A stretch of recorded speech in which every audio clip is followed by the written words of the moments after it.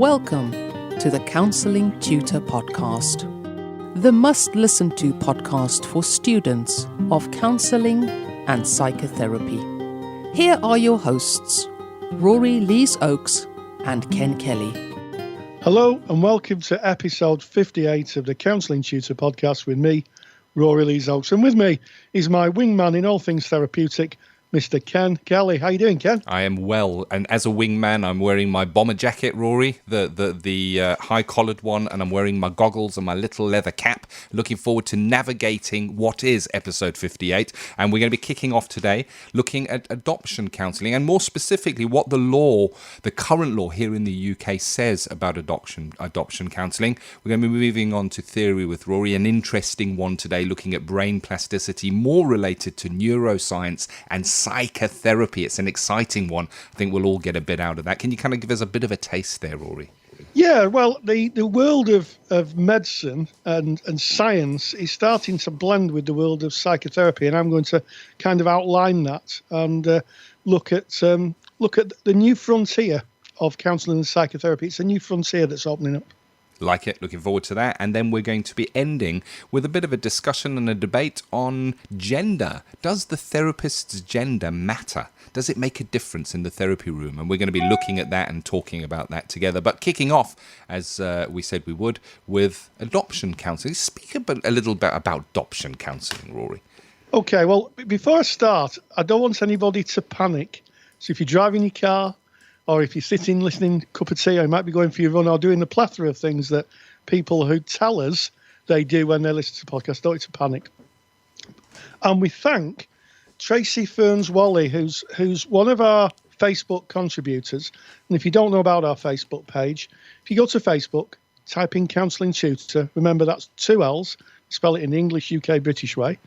Go in, it's a closed group, knock on the door, we open the door for you and welcome you in to a world of people interested in the world of counselling and psychotherapy, students, got tutors, got qualified colleagues, all talking about studies and theories and counselling in general. And Tracy Wally, she responded to a poster asking about someone wanting to work with children who are adopted. And she brought up a very interesting point, and I'm going to share it with you. In December of 2010, here in the UK, the law changed, so only counsellors and psychotherapists registered with the Adoption Support Agency, it's known as the ASA, which is part of Ofsted, are able to offer specialist adoption services. So I did a little bit of research on this, and the BACP has a link on their website, so we're going to make that available on the show notes. So if you go to episode 58. 58, sorry. Yes, episode 58. You'll be able to. We'll put the link in, and that's at www.counsellingtutor.com podcast going, and you'll be able to see their recommendations. But the key highlights of the BACP's advice is you cannot work with someone who is coming specifically for working through their adoption issues.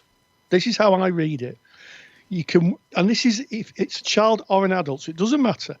If they're coming specifically for adoption issues, you really need to refer them to a specialised adoption counsellor, one that's registered with the ASA and Ofsted. Now, I don't think this is widely known in the counselling world.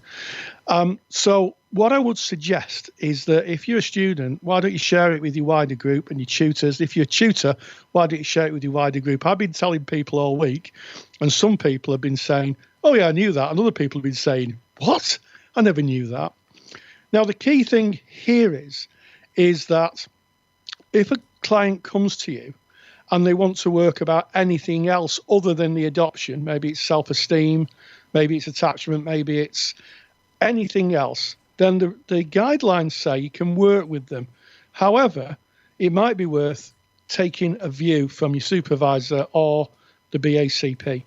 So if you are counselling someone purely for adoption issues, you didn't know this, don't panic. The first place to go is to your supervisor and just speak with your supervisor. But it's amazing that there's only, I can think, 2 or 3 other pieces of legislation, that's law, that govern counselling. And the other one, of course, is art therapists are, it's a protected title as an art therapist. Wow. But there we go, approved adoption counselling. So get that out amongst your wider network, talk to your peers about it, talk to your colleagues, get it out there, because it really is something I don't think is well known, Ken. Well, I certainly didn't know it before it was pointed out by your good self, Rory. So we're very grateful to the post in the Facebook group that kind of raised the awareness to this in the first place. And I guess another winner in this, we get the information, so we're well informed, and we're very grateful for that. But it can also be used in assignments in a way, because you were often asked in assignments, when might you refer? And we might write about referrals. And I think this is a cracker to pop into an assignment of when you might refer someone, if you're able to cite the legislation and, of course, the links that you've given there, Rory, so that it is backed up. Because, as you said, it's not widely known, and it may well be that the moderator doesn't know. But always include, of course, the links and back yourself up and reference it. Yeah, and if you're sharing that as a student, how ethical and how on the ball you are, and that's part of what we do to share wider information. But, yeah, 2010, so that's 7 years ago. It's literally 7 years ago, isn't it? Because we're in November now. So it's literally 7 years ago. So, yeah, get that advice, download it from the BACP website. And this isn't just ethical body critical. In other words, it's not just the BACP that said that. This is legislation. So the UKCP, the Counselling Society, any organisation that works therapeutically with clients would have the same policy on it. But check that policy document out. We'll put the link in and get yourself clued up. And you mentioned this is legislation, and one of the things I know is that you can't use in defence of legislation, I didn't know about it. If you contravene a law and go, but I didn't know about that. So I guess it brings into light how important it is as counsellors, as psychotherapists, that we understand what laws govern our practice. And maybe there are some, as of today, the one that you brought up for us, Rory, that we don't know, and they fall into our awareness. We need to look. Yes, and it is indeed. I'm just looking, colleagues in Northern Ireland, it's PAC UK in Northern Ireland, which I'm presuming is an adoption service. Yeah. So for colleagues in Northern Ireland, that's the place to go. But yeah, it's going to be a great assignment topic. And I'm sure it's going to create a real buzz in classrooms, supervision rooms, and staff rooms all over the country, Ken. I like it. And, of course, to get those links, just go to counsellingtutor.com, click on the podcast tab, navigate to episode 58. All the information is there for you in the show notes, as is the handout from Theory with Rory. And what can we expect in Theory with Rory today, Rory? A cerebral response, Ken. I like it. I was at a psychotherapy conference a couple of weeks ago, and there was a number of guest speakers there. And the buzz really around the conference was the new frontier of counselling, which is neuroplasticity, brain development. Up until a few years ago, the medical folks and the counselling folks, we nodded respectfully to each other. But now there's a real conjoining. And a lot of therapists are saying that it's really essential to have an understanding of how the brain works, certainly in terms of things like trauma and attachment. So I'm just going to give you a bit of a taster about neuroplasticity. And I'm just reminding myself, Ken, I did a lecture on this a little while ago, which is in the CSR, isn't it? It is indeed. And the CSR is a counselling study resource. If you remember, you can log in, click on lecture library, and you can navigate to the episode on brain. I think it's called Brain Plasticity. It mentions neuroscience there in the CSR. If you're not a member of CSR, well, listen to the end of this episode, and we give you details on what the CSR is and how you can join that. But without any further ado, let's dive in to Theory with Rory. Counselling Theory with Rory Lees-Oakes. Let me ask you a question. Have you learnt a new skill recently? Maybe you've mastered your new fangled remote control for your TV set, or worked out how your phone operates after the 17th update this week. Maybe you baked a cake, learnt a new language, or learned to play a musical instrument, And if you have, congratulations, because you're underlining what I'm going to be talking about, which is neuroplasticity, the brain's ability to rewire itself. Now, for a long time, we've understood that the brain has the ability to take up the slack if part of itself gets damaged, and that's certainly the case in people who've had strokes. Some people who've had strokes have the ability to learn the language again, maybe even learn to walk or use limbs again. Can be a long process, but it does prove that the brain can form new neural pathways. But now this is becoming more of a prevalence and a discussion point in the world of counselling and psychotherapy. I recently attended a psychotherapy conference in Manchester, and there was a real buzz around neuroscience and neuroplasticity. And I think the reason for this is two researchers, Stephen Porges and Dr. Bressel van der Kolk, who have really led the way in helping us understand how people, and in particular people's brains, respond to trauma. And this is giving us a really solid idea of how people are traumatized, but more to the point, how they can help rewire their own brains to come away from that trauma, to live a life that's less governed by the trauma and more by their own free will. And in fact, the UK has its very own researcher, Catherine Nibbs, who has coined the term cyber trauma, referring to recurrent trauma being triggered by images from the internet or by online grooming and abuse. She also hypothesises that the current obsession with mobile phones, selfies, social media is less of an addiction and more of an issue of attachment. Our phones are literally rewiring our brains in terms of feeling connected with others.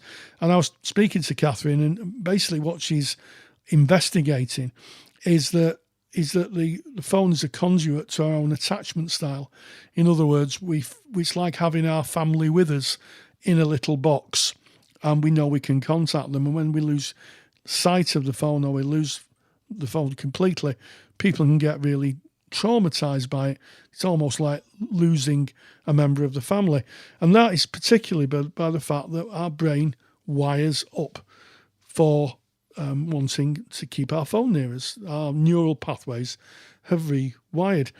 So what's the headline on all this? Well, the headline is you're not stuck with the brain you're born with, and you can teach an old dog new tricks. More crucially, I think, is that it allows us to share what we know with clients. And the real growing edge in the world of counselling and psychotherapy is psychological education, where we now know enough to be able to say to clients, if they present, and part of the presenting issue is feelings of shame around not running away from an abuser or freezing and not fighting back. On a very kind of neurological level, we can say to them with some confidence that that is driven by the way their brain reacted, and that their brain was wired in a way to make the best of a really bad situation. And it's really not their fault. And I've shared this with clients through the years, and it's amazing the sense of relief that some clients have when you say, your body responded as it was programmed to do.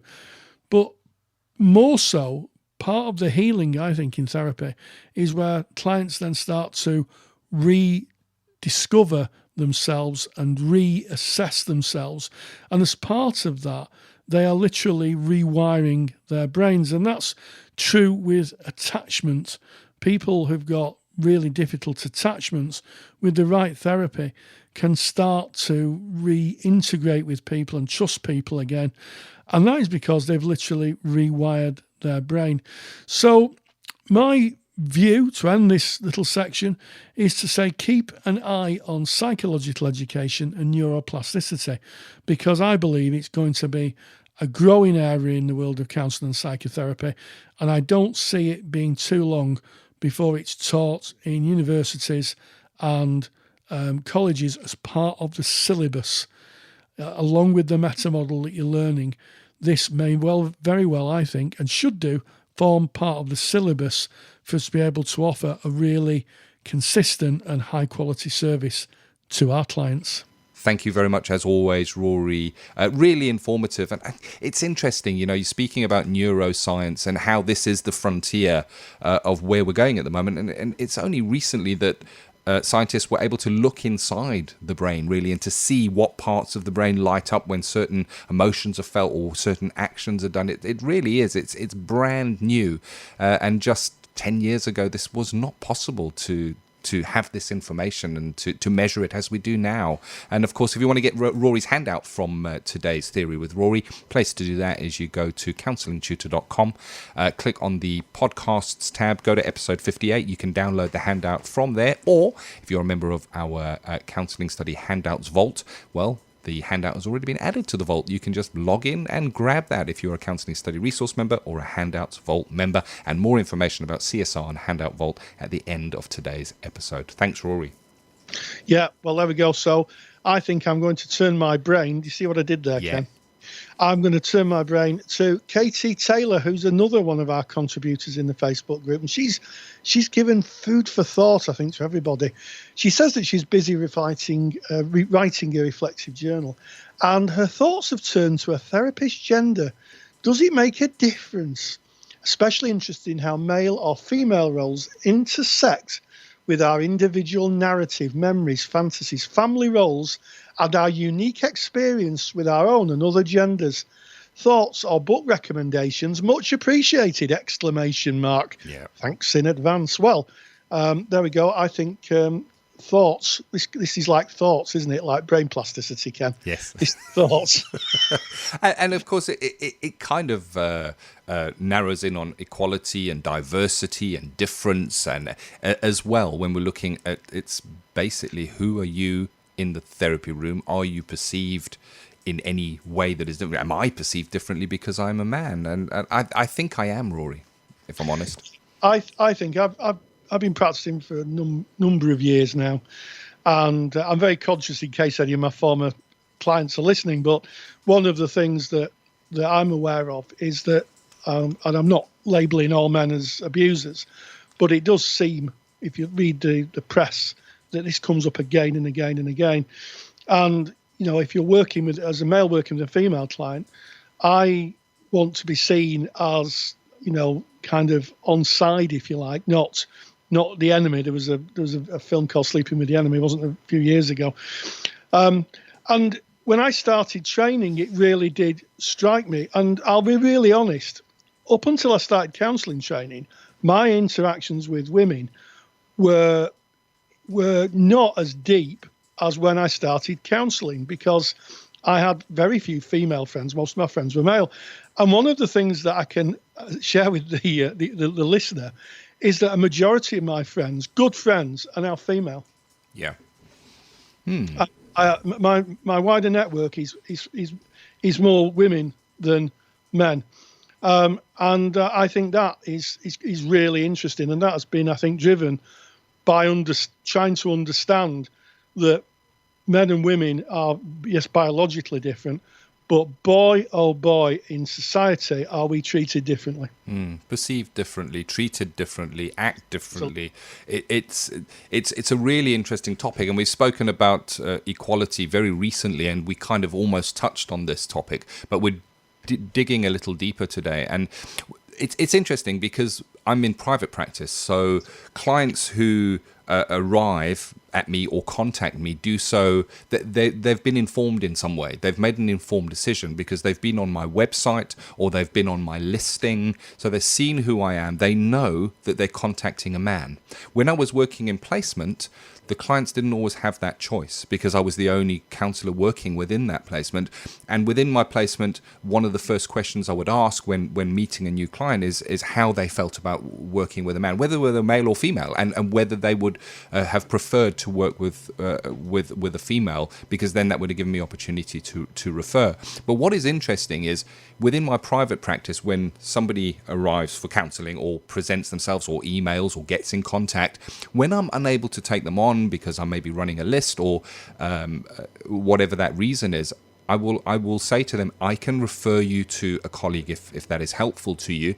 And I ask them at that point, would you prefer a male or a female counsellor?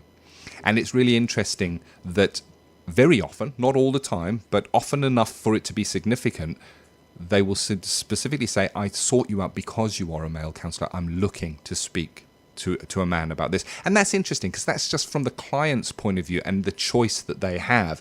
But I'm also aware that within the relationships itself, once you have that therapeutic relationship going and you're working at relational depth, I wonder if it doesn't vanish at that point and it just becomes two human beings sharing a space.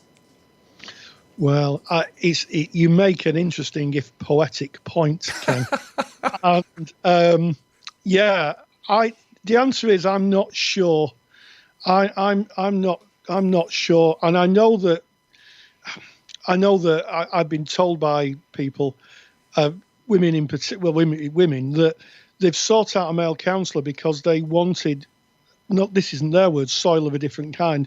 They wanted to see a man who wasn't abusive or rude or all the other things that they'd experienced in their life. And I don't want to knock men. Not all men are like that by any stretch of the imagination. And we know that women can be abusive as well.